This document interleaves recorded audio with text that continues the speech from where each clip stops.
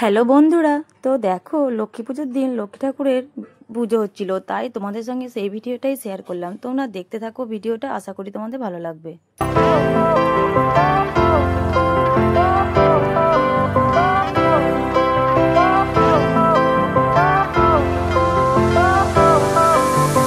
তারপরে আমাদের গ্রামের মন্দিরে লক্ষ্মী ঠাকুর হয়েছিল, তা সেখানেই পুজো হবে। আর এখানে ঠাকুরমশাই চলে এসছে আর পুজোতেও বসে গেছে, আর আমরাও এখানে বসে বসে পুজো দেখছিলাম।